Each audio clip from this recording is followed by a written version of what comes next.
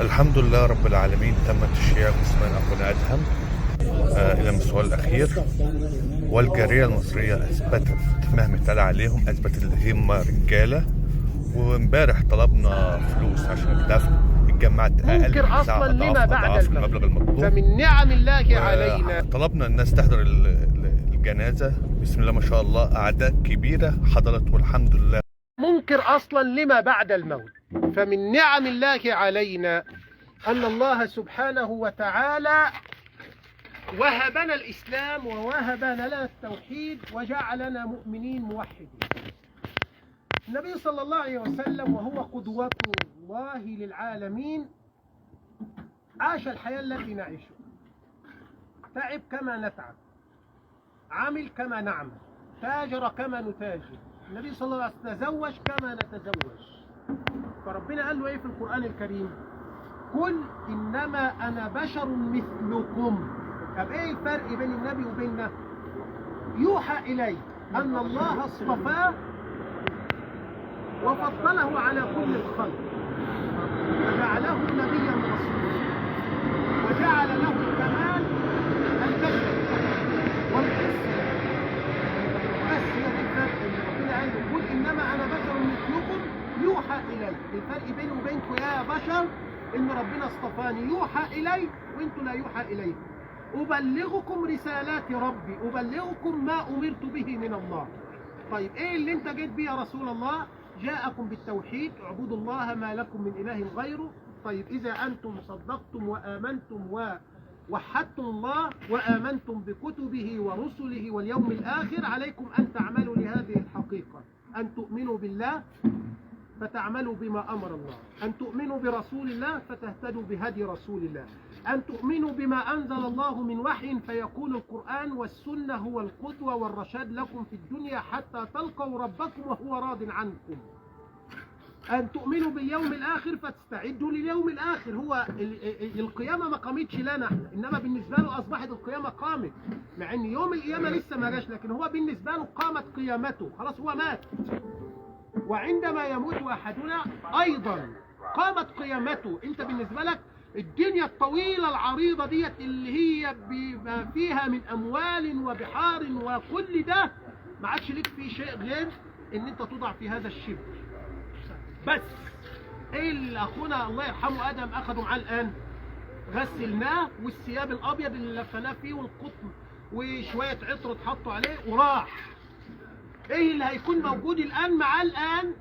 ما قدمه قبل ان يموت، وحسن ظننا بالله ان الله سيعامله برحمته ان شاء الله، ونرجو الله له ذلك، وان ربنا يعامله برحمته، لان مهما نعمل مش هنيجي شيء.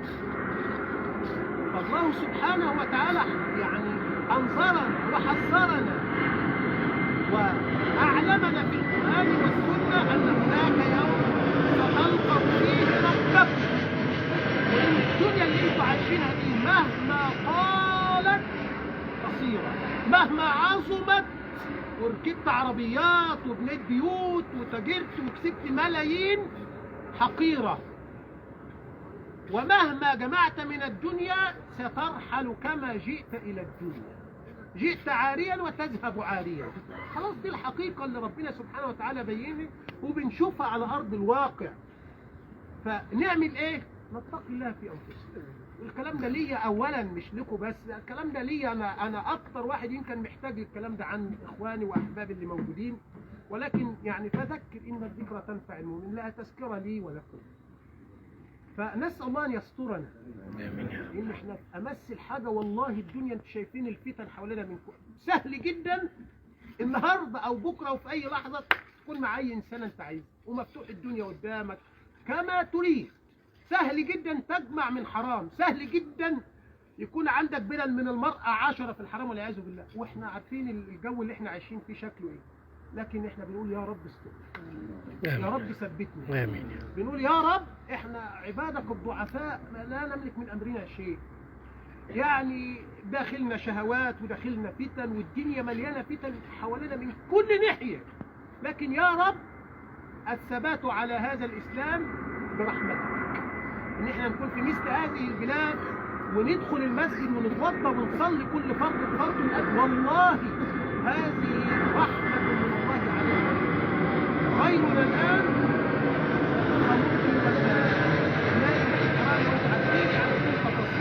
عارفين الدنيا شكلها حوالينا.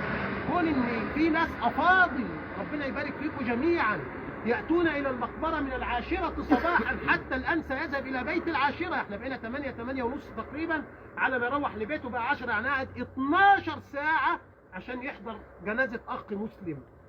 والله دي من نعمة ربنا عليك ومن فضل ربنا عليك، إن الساعات اللي أنت قضيتها في انتظار الميت والصلاة عليه والآن متأسف، دي من رحمة ربنا. غيرك الآن يلهو في الحرام وفي الحرام وفي الحرام، وانت ربنا سخر لك انك تيجي وتحضر جنازة وتاخد اجر السعي على الجنازة واجر الصلاة على الميت واجر انك تقف على قبره الآن وما تسيبوش لوحده في اللحظات الصعبة دي.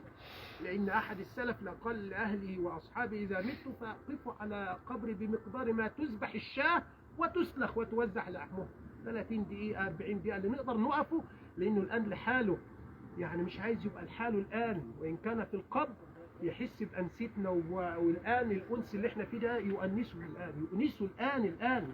يعني كن على يقين أخونا الغالي الحبيب ده اللي احنا بنحبه ومبسوط بوقفتنا دي دلوقتي. والله مبسوط الآن إن أصحابه وحبايبه واللي كانوا بيصلوا معاه في المسجد واللي فطروا معاه في رمضان واللي كانوا بيقابلوه بعد الصلاه يقول له ازيك يا ادهم، عامل ايه وسويت ايه، اشتغلت كسبت عملت. هو مبسوط بوقفتك الوقت. خلاص لا عاد شغل نافع ولا عاد مال نافع ولا عاد تجاره نافعه ولا ريال ولا درهم ولا اي شيء نافع الان الا ما قدمه من عمل. الدعاء اللي احنا بنقوله اخلاص لله عز وجل ان يرحمه والوقفه اللي احنا واقفينها ديت، وان صارت دقائق فاحتسبوها عند الله تسليه لنا لان احنا في وقت صعب. النبي صلى الله عليه وسلم لما انتهى من دفن أحد أصحابه قال إيه لأصحابه؟ استغفروا لأخيكم وسلوا له التثبيت فإنه الآن الآن القبر أغلق عليه، كما أخبر النبي صلى الله عليه وسلم يأتي ملكان فيوقظانه ويناديان عليه ومن ربك إذا كان موحد مؤمن ونحسبه عند الله من المؤمنين الموحدين ونشهد له أنه كان من أهل الصلاة في المسجد معنا، فيجيب ويقول ربي الله. ما نبيك؟ نبي محمد صلى الله عليه وسلم. ما كتاب الله فيك؟ القرآن. ما دينك؟ دين إلى الإسلام. خلاص نام واستريح بقى، ويفتح له باب إلى الجنة ويؤنسه عمله الصالح، يجلس بجواره رجل ذو هيئة طيبة ووجه النور ورائحة طيبة. من أنت؟ أسعدك الله. أنا عملك الصالح الذي قدمته فيه. ومن رحمة ربنا بكده. أما غيره والعياذ بالله ممن ماتوا على غير التوحيد، ممن ماتوا وهم لا يصلون، ممن ماتوا على غير الإسلام، يأتيه الملكان ما ربك؟ قل ها لا أدري، نو سي، ما يعرفش. ما هو ما عادش ربنا في الدنيا، مش هيعرف يجاوب. الطالب اللي قاعد طول السنة يلعب ما فتحش كتاب هيجي له السؤال هيحل ازاي؟ هو ما فتحش الكتاب عشان يحل. قال ها لا أدري. ما نبيك؟ ها لا أدري. ما دينك؟ ها لا أدري. ما كتابك؟ ها لا أدري. لا دريت ولا تليت. ويأتيه عمل على هيئة رجل سيء خبيث، رائحة خبيثة. يقول له من أنت؟ لا تأتي إلا بكل شر. أنا عملك في الكفر. ربنا ما ظلمكش، ده العمل اللي انت عملته تجسد على هيئة رجل سيء لك، قاعد معاك بقى يؤنسك. ويفتح له باب إلى النار، وفي عذاب قبر وفي نعيم قبر. والكلام ده احنا مؤمنين به بدليل قول الله تعالى عن آل فرعون النار يعرضون عليها غدوا وعشيا ويوم القيامة. يبقى الكلام ده قبل يوم القيامة. ويوم القيامة أدخلوا آل فرعون أشد، ويوم تقوم الساعة أدخلوا آل فرعون أشد العذاب. فاحنا نؤمن بعذاب القبر لأن النبي أخبرنا والقرآن أخبرنا. فالقبر فيه نعيم، نعم.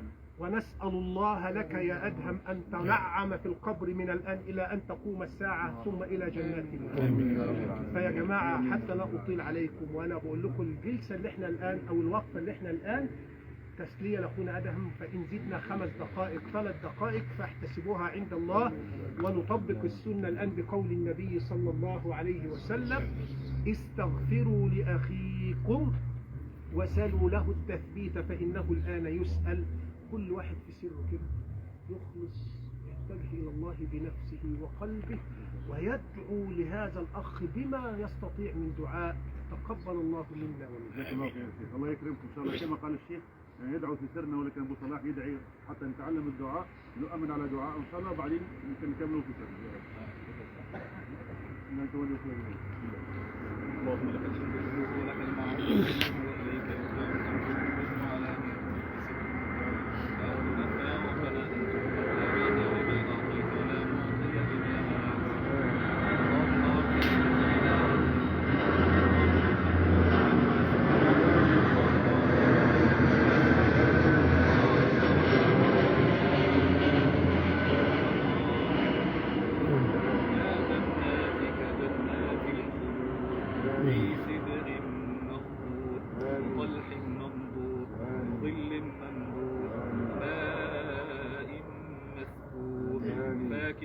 كثيرة لا مقطوعة ولا ممنوعة.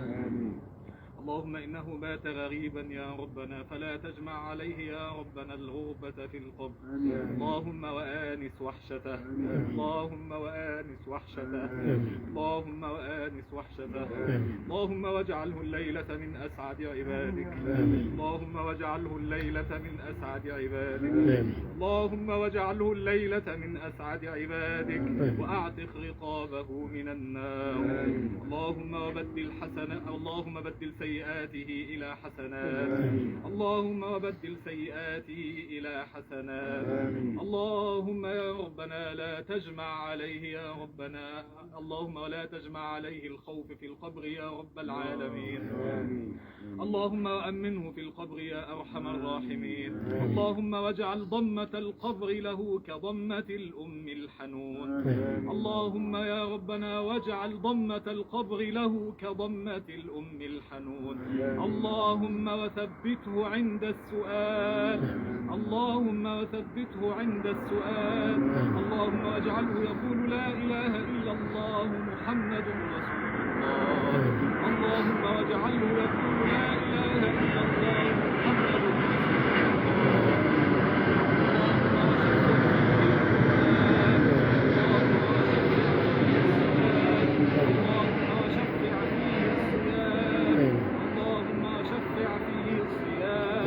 اللهم واجعله يرى مقعده من الجنة، اللهم واجعله يرى مقعده من الجنة، اللهم واجعله يرى مقعده من الجنة برحمتك يا أرحم الراحمين. اللهم واغفر لنا كل الذنوب واستر منا العيوب. اللهم ارحمنا إذا ما صرنا إلى ما صار إليه تحت الجنادل والتراب وحدنا. اللهم وارحمنا برحمتك الواسعة، برحمتك يا أجود الأجودين. سبحان ربك رب العزة عما يصفون وسلام على المرسلين والحمد لله رب العالمين.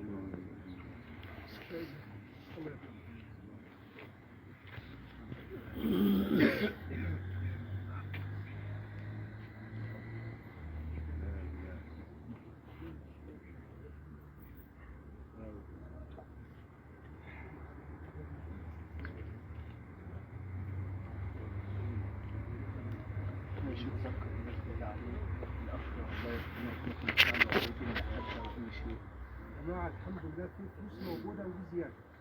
أي إنسان له دين الدين معايا. الحاج همام أكيد عنده خلفية عن كل شيء عن حياته. ما هو يا حاج همام. الحاج همام. في أي ديون موجودة هناك عليه في أي شيء؟ أي ديون على أدهم؟ في ديون على أدهم؟ لا الدين بيحبس العبد على جايب معرفتي بيه ما عندوش دين لحد. خلاص يا جماعة أي حد في المسجد غيره يقول له شيء مبلغ بسيط أخذه من الدولة. كان عايز يعيش حاجة بيشيلها ويعطيها له ويساعد أي حد يعرفها ولا ما يعرفها. أنا ما عنديش دين لأي مخلوق، واللي عنده دين لأدهم هو اللي أنا